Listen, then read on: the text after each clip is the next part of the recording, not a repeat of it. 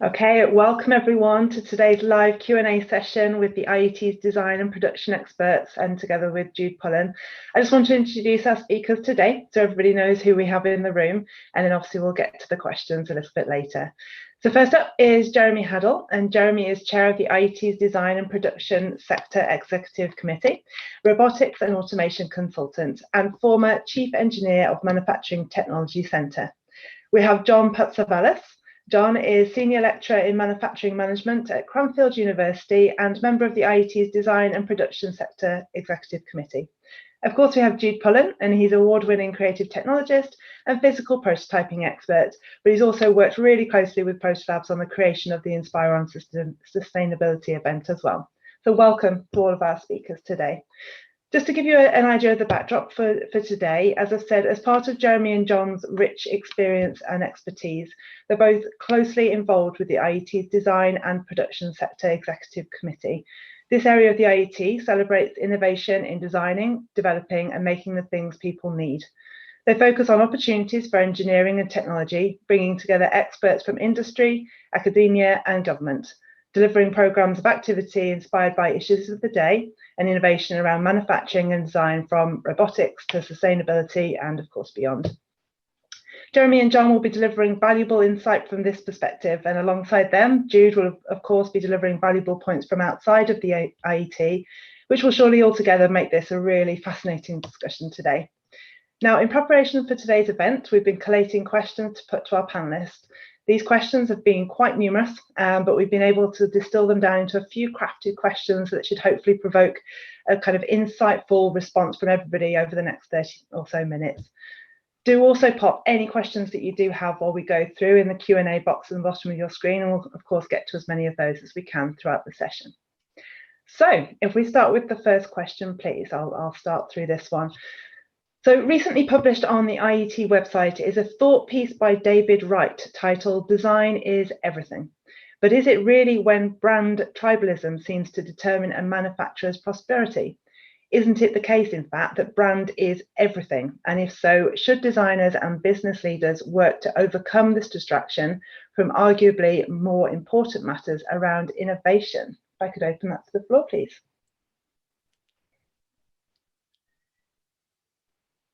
Jeremy. Well, John looked like he was about to jump in, so I was going to let John go first on that one. John, you're on mute. I can start. Design is everything. Brand is a protector of design, is my view. We know a lot of very famous brands in the world who haven't always got the design part right, and that protected them from early death. So I think brand is a nice, it takes time to build a brand. And I've certainly worked as a manufacturing engineer and operations director, I've worked for a number of famous brands, including the sportswear area. So I'll try not to drop names, but we've all worn the products with pride that haven't always had great design, but on average they got things right. You can start with a great design but not have the brand name, and that's a tough gig to keep following on with. I know somebody who's actually engineered something amazing, which is self-driving motorbikes. We've all heard about self-driving cars. And his brand is unknown. So yes, there is a tension there, and you can just be a single trick pony in the world of design. You have to follow up good stuff with more good stuff, and usually we do that with collaboration. But the visceral, emotional connection with the element of design is something that's been tried again and again and again. The democratization of great design in the age of mass manufacture, a huge subject. Anybody who's interested should look up the Bauhaus movement. How do you get the craftsmanship and the joy of making something which is amazing in function to really be transcending time in terms of form, and that has been achieved. We know a very famous furniture manufacturer whom we all go to, and they look like a big blue box with yellow writing. The origins of their philosophies in the Bauhaus movement. So yes, you can have something which is easy to afford, will last long, will improve your life, and it looks good. So yes, design can be everything, but augmented by the longevity and the protection of the brand. I think I'd add to that a lot of brands wouldn't exist without good design. You can't, in a lot of consumer markets, you definitely can't build a brand if your design is not right up there. If you haven't got a good design, to some extent, haven't really got a brand. It doesn't matter how aspirational you make the brand or how desirable. When people actually start to use the product, if it's not good to use, your brand is going to suffer. I think the other point I'd make is that design, a lot of people will talk about design as being something very physical, something you can hold. A pen, for example, there's something very physical you can hold. What's a good design of a pen? But design is more than just a product. We design systems, we design environments, we designed, to some extent, we design societies. We design lots of things that you can't physically get hold of or can't physically see, and they're very difficult to put a brand around. So when we talked about, or David talked about design in the insight, he was really saying design features everything, touches every part of our life, whether it be something we hold in our hand or a system we use or a process we go through. That is all part of design. And when you start to think in that way, all of a sudden design really does become everything. It all comes back to, how do you design this? How do you design an interface? How do you design a vaccination program? How do you design something that you can't really physically hold and use as a product? That's all design, and that's what we mean by design is everything. Jude, with your experience, anything to add from that design prototyping side? Yeah, I guess I'm sort of reminded of an example from one of our speakers, Chris Sherwin, and he described the journey of, forgive me, I've forgotten his second name, but Keith, who's basically a sort of almost a sort of poster man of basically a man in shed inventor who didn't develop this incredible system for getting the recycled and reclaimed paint, such that the content in the Dulux Evolve system was 35% recycled. But I think it's really worth pointing out that Keith's eco paints was not going to go global, no matter how good his technology, no matter how extensive his patenting. And so I think for me, that's an interesting sort of showing the tension between the, to your point, Jeremy, that it's got to be good, it's got to perform, but then sometimes a brand can elevate things to increase the awareness and bring it to more people. I think it's fair to point out that Dulux, it is sort of respected, obviously, as a paint company and a chemical company. So I think sometimes that's where the disruptive innovation, to use the buzzword, can sort of blend with the institutions and the big incumbents. So I've always been really inspired by Chris bringing that to my attention. And I think definitely it provokes a lot of thinking of not always just seeing companies as them and us, as how could we work together to produce something more inspirational. I might say something that might be heresy to some people here, but Apple is a very big brand, but they don't necessarily make the best computers. And actually, if you look at iTunes of old was not the best interface. It wasn't the best music streaming service. It didn't have the best quality. Napster did, but Napster was, it's not the brand that you wanted to be associated with, because it was essentially it was illegal downloads. And Apple, with their brand, really pushed iTunes, even though it wasn't the best interface, it wasn't the best music streaming service, and brand in that instance trumped design. So yeah, it's an interesting quandary. Would you say would you say in some respects maybe the observation of a brand is that not to always put the blame on the consumer, but brands are ultimately a thing of convenience? It allows us to quickly identify the identity of something and make a quick snap decision of, are we part of that tribe or are we not? Yeah. And so I think that's where both the virtue and the limitation of what a brand is that it is a product of essentially distilling it down to its simplest form of a logo or a thing. But yes, it lacks nuance, to your point exactly, of it may not be the best streaming service, it may not be the best shopping service, pair of shoes, whatever, but we align ourselves with brands for speed and efficiency, I guess. I'd agree. Yeah. Don't buy for the logo, buy for the function. Good motto to live by. So if we can move to the next question on just following up from then please. So how can engineering solutions such as data, digital and other technologies play a part in providing greater certainty and flexibility to improve business resilience to dramatic change, such as with the pandemic or with the climate change that we're all hearing about lots these days? John, did you want to take that one? You're on mute. Yeah, I can take that one. I think I've been studying the digital transformation of manufacturing businesses specifically for a while now, and I have seen some great examples during the pandemic and the disruption of how the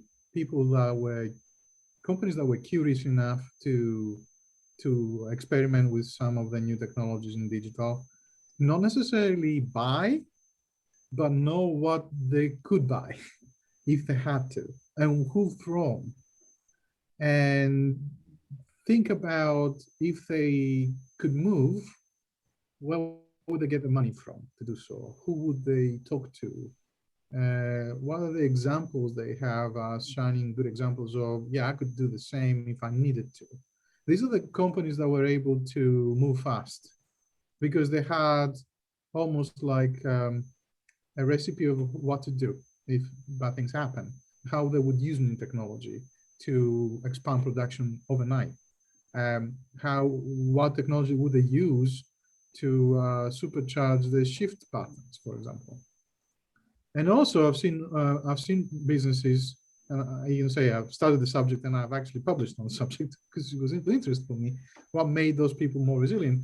And interestingly, the people who had already digital data that was structured and flowed really well into their business, so they didn't question the legitimacy of the data that they were getting in real time about optimizing their order partners, about seeing where the sourcing materials are coming from. Those are the ones who really believe the early signals of the data. They didn't say, oh, we don't believe what's going to happen. They really believe it and they moved faster, quicker. You know, they moved on. They changed, they swapped suppliers to people who were nearby. They made decisions to invest in video conferencing tools for every employee. They got PPE early. They were the ones who believed the data because the data was clean.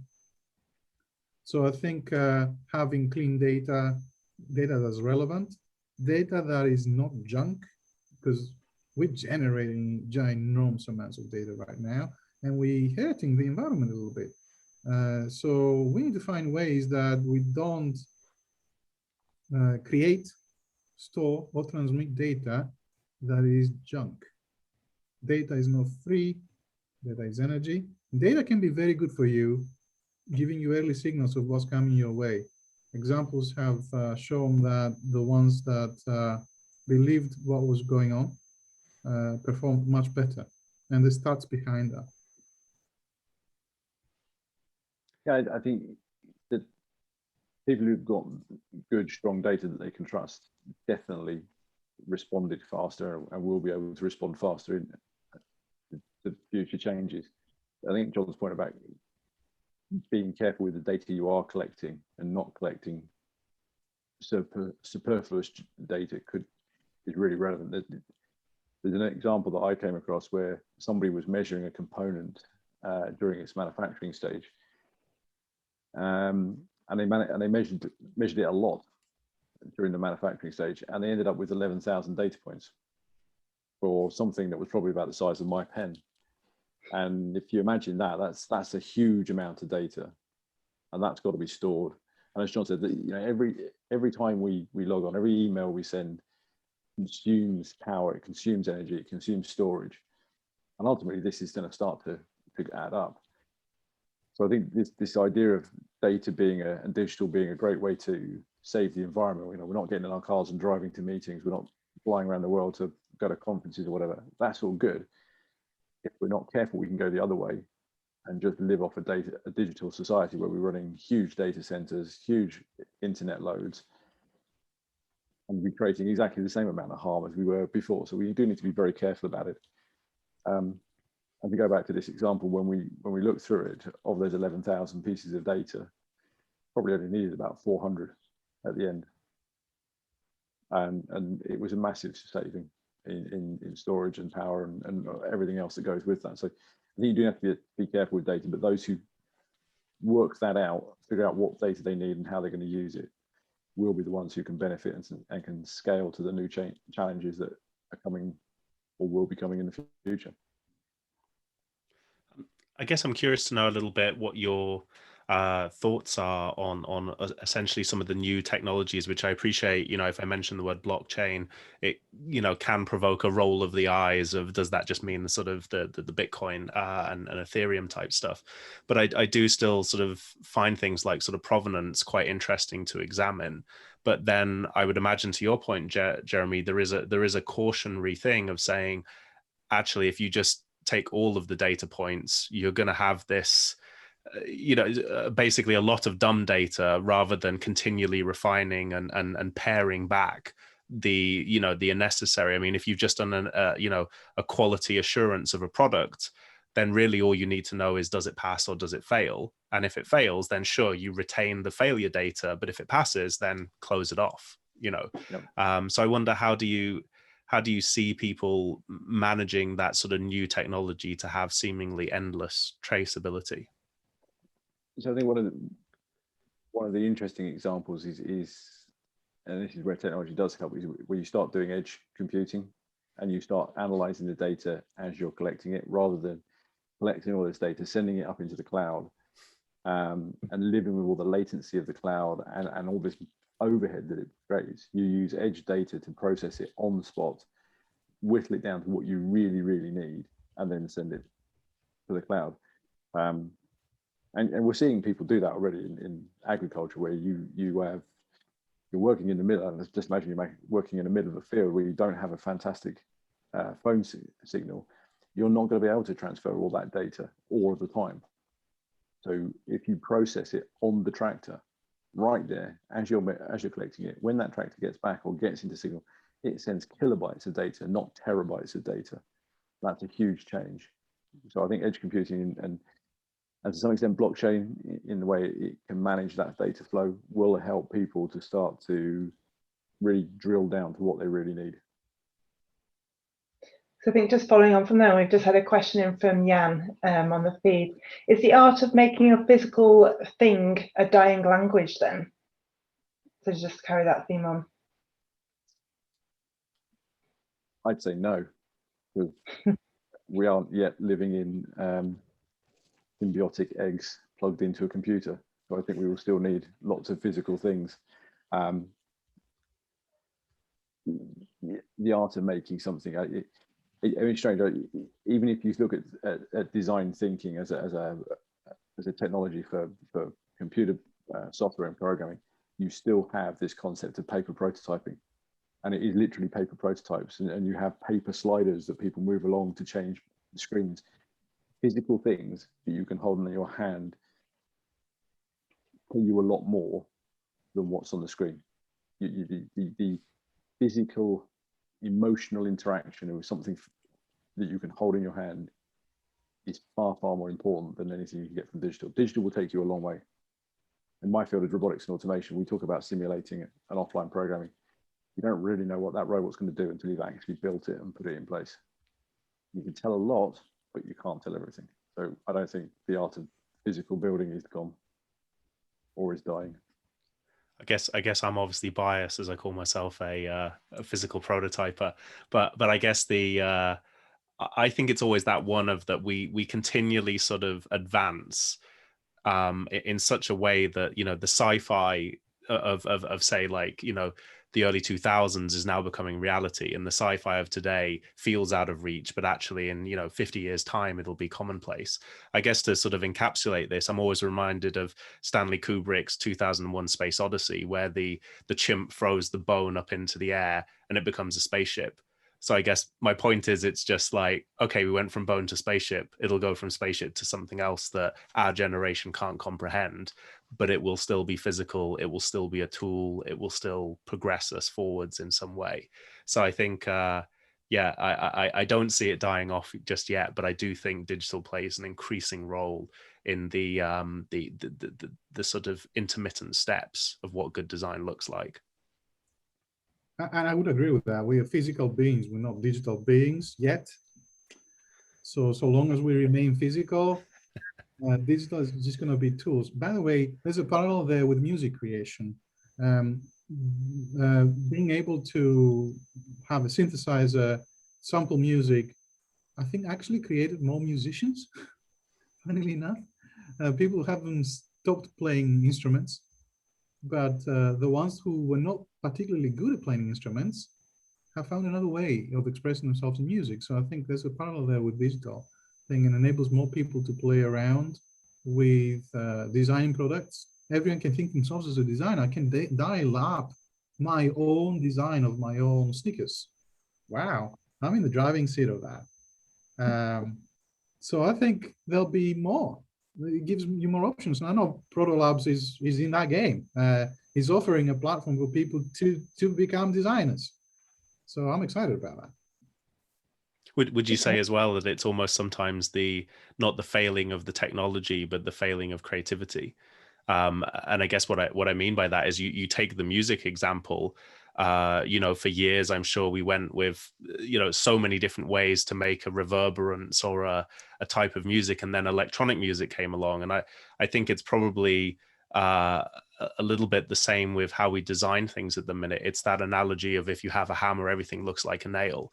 At the minute, you know, I know myself, I have a 3D printer, and I can see that the 3D printed object starts to take on a sort of DNA that is related to the thing that makes it. And so actually you sometimes have to loosen up again and go, well, stop trying to design for the 3D printer, design for whatever is possible. And then you realize it takes another leap. And I think, you know, maybe it's worth pointing out the obvious to both of you, and I'm sure many of the audience, but I don't think innovation is always linear. It sort of goes in fits and starts. You know, you have a renaissance period in digital, but then you also, for example, machine learning, you have this phrase all the time of AI winters, where things just give up. And then suddenly someone will make a breakthrough on a microchip, and then it'll take off again.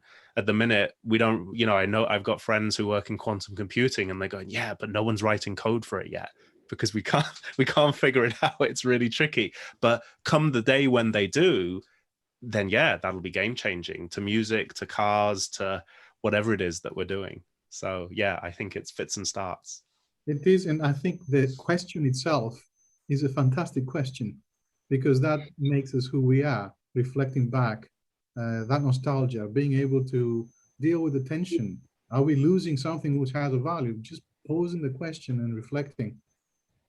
I think it's a healthy one. Thank you for the question. Mm. Like fashion, it all comes back around in the end. On to the next question.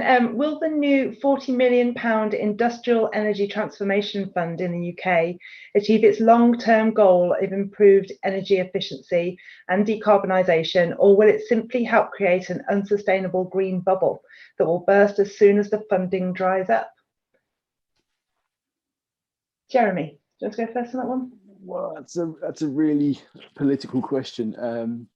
There is a real danger that it will just create a bubble, and when the funding runs out,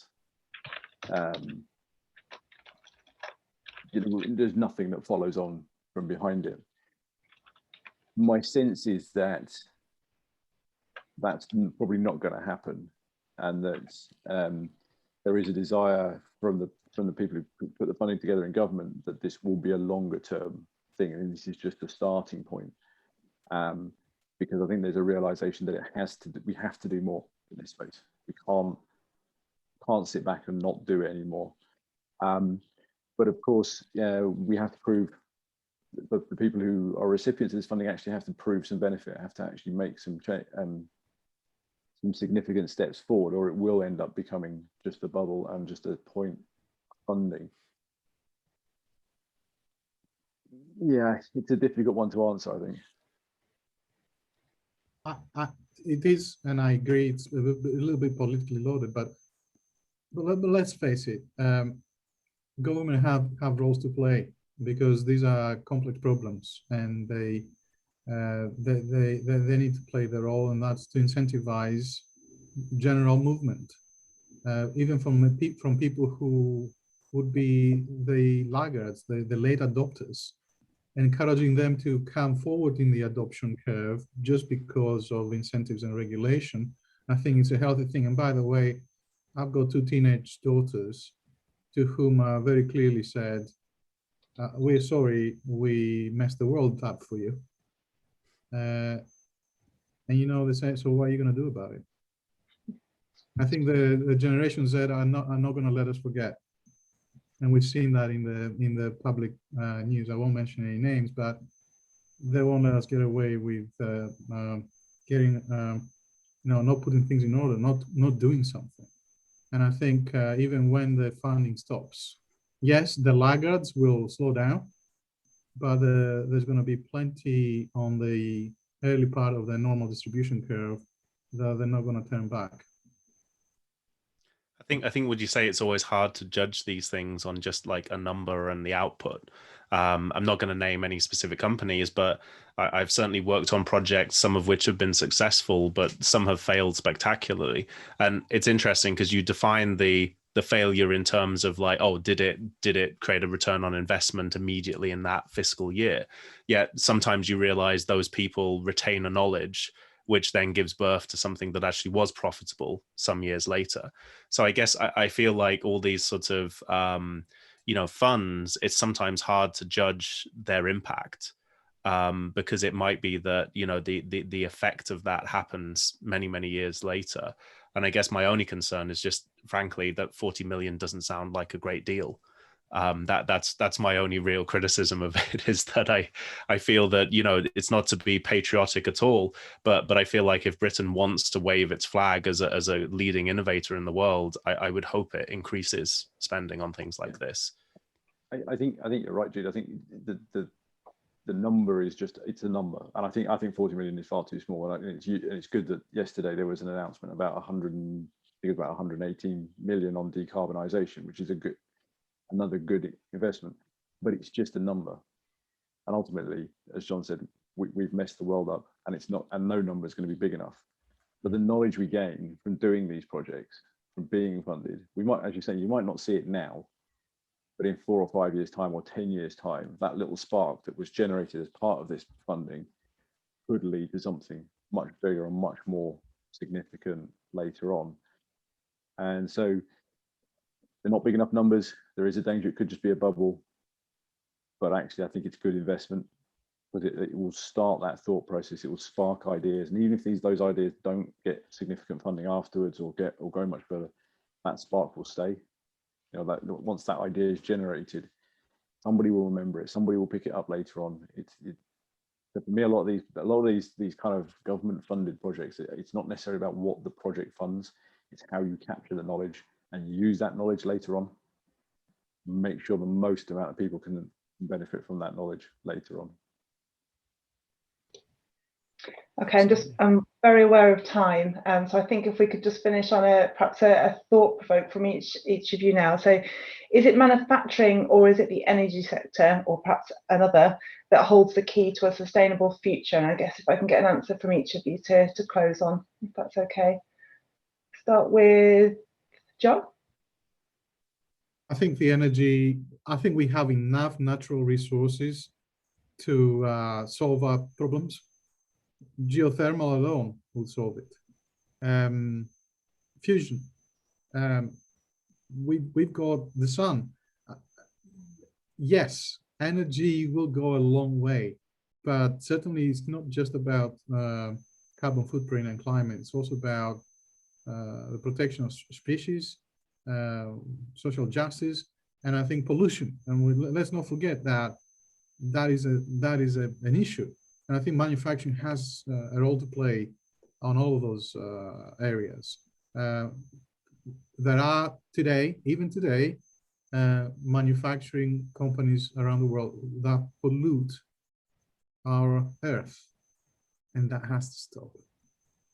But yes, energy, we need to accelerate. We need to proceed and create new energy sources.